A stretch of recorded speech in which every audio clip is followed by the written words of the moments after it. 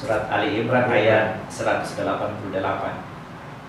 Jangan sekali-kali kamu mengira bahwa orang yang gembira dengan apa yang telah mereka kerjakan dan mereka suka dipuji atas perbuatan yang tidak mereka lakukan. Jangan sekali-kali kamu mengira bahwa mereka akan lolos dari azab. Mereka akan mendapat azab yang pedih. Ya, jadi ya, pedih. Jadi apa maksudnya orang yang dipuji dengan apa yang dia tidak lakukan?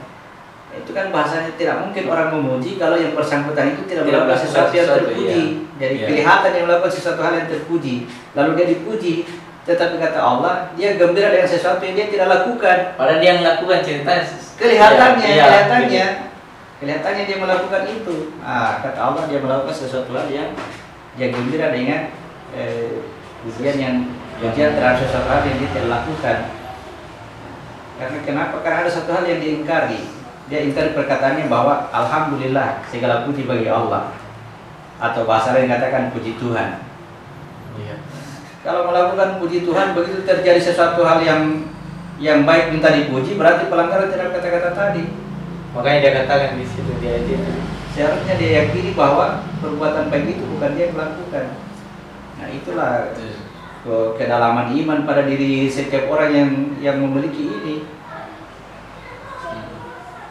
Kalau dia mendalami bahwa segala kebaikan itu adalah milik Allah, ya tidak hanya kita ngomong, teraplikasi di perbuatan. Makanya setiap kali melakukan kebaikan kemudian mendapatkan pujian dan kita gembira dengan pujian itu, itu akan mendapatkan azab. Kenapa? Karena amal tadi itu tidak akan diterima oleh Allah, hilang. Tidak akan menjadi penolong bagi kita. Hanya karena rasa itu yang gembira karena itu ada pujian. Kalau dia gembira karena ada pujian, berarti dia sendiri meyakini dirinya melakukan itu. Nah itu kemungkaran namanya.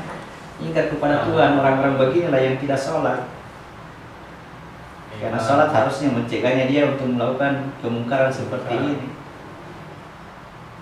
Akhirnya perbuatannya sia-sia. Buka surat 18.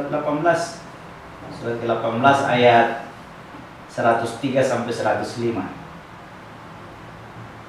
Al-Kahf 103. Katakanlah, apakah perlu kami beritahukan kepadamu tentang orang yang paling rugi perbuatannya, yaitu orang yang sia-sia perbuatannya dengan dalam kehidupan dunia, sedang mereka mengira telah berbuat sebaik-baiknya. Ya, dia sudah mengira, dia sudah melakukan hal yang terbaik. Bukan dia bohong ini, dia melakukan hal yang terbaik, tapi sia-sia.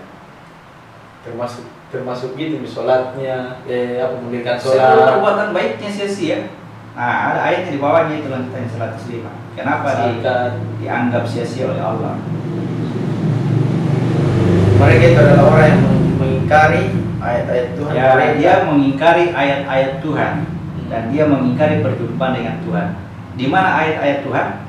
Ya, saya katakan ketika kita berlevel manusia, manusia seperti ini yang melakukan kebaikan, ya, padahal kebaikan itu perbuatannya Tuhan, maka kita akan melihat tanda. Ketika terjadi kebaikan, itulah tanda bahwa Tuhan itu datang, Tuhan itu ada. Tanda dengan tanda itu, Dengan kebaikan ini, karena kebaikan semua datangnya dari Allah. iya. Begitu terjadi kebaikan, itulah tanda, itulah ayat-ayat Allah bahwa Allah datang, Allah itu ada. Nah, ketika kita mengakui ini, ya itu namanya mengingkari Pertemuan tidak mempercayai bahwa inilah kehadirannya Allah, inilah keberadaannya Allah. Maka sia-sia amal mereka. Ya. Nah, kalau ingkar pertemuan dengan Tuhan, ya ini harus bahasa diam. Bahasa diamnya adalah bukan berarti ketika kita melakukan satu perbuatan itu kita katakan saya melihat Tuhan, saya berjumpa dengan Tuhan, itu salah. Kalau ada perkataan begini, saya berjumpa dengan Tuhan, berarti sudah ada temannya Tuhan. Antara Tuhan dengan yang menjumpainya. Nah itu Tuhan tidak harus dimensinya diam. Dimensinya diam adalah yang bisa berjumpa dengan Tuhan itu hanya Tuhan. Yang bisa melihat Tuhan itu hanya Tuhan. Jadi ini kalau bukan dimengerti, tidak bisa dipahami, tidak bisa Berarti dia bukan asal-asal diam saja nih. Harus dimengerti. Dia karena mengerti. Dia karena mengerti. Coba minta ya 110. ayat 110.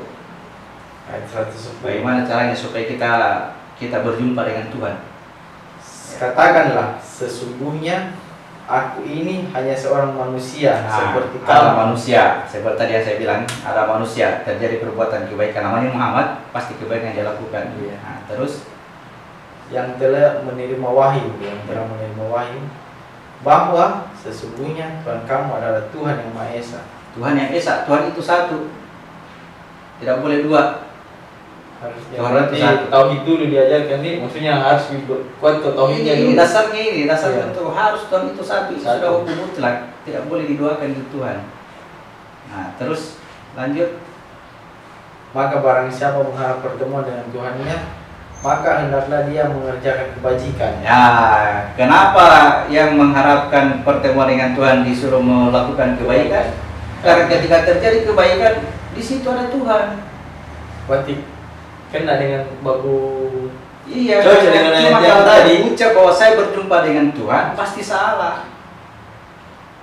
Tetapi kalau diam, kenapa diam? Karena saya katakan tadi, yang bisa jumpa dengan Tuhan hanya Tuhan, yang bisa melihat Tuhan hanya matanya Tuhan. Dimengerti kayak ini? Kalau tidak dimengerti, nah.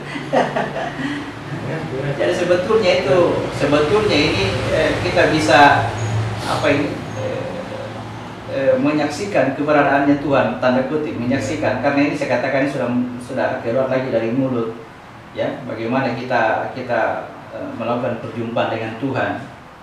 Dia memperumpamakan. Kata-kata perjumpaan dengan Tuhan ini betul-betul tidak bisa terucap dengan mulut, karena ya kesannya, kedengarannya seakan-akan ada dua subjek, Iya. ada Tuhan dengan ada yang menjumpainya.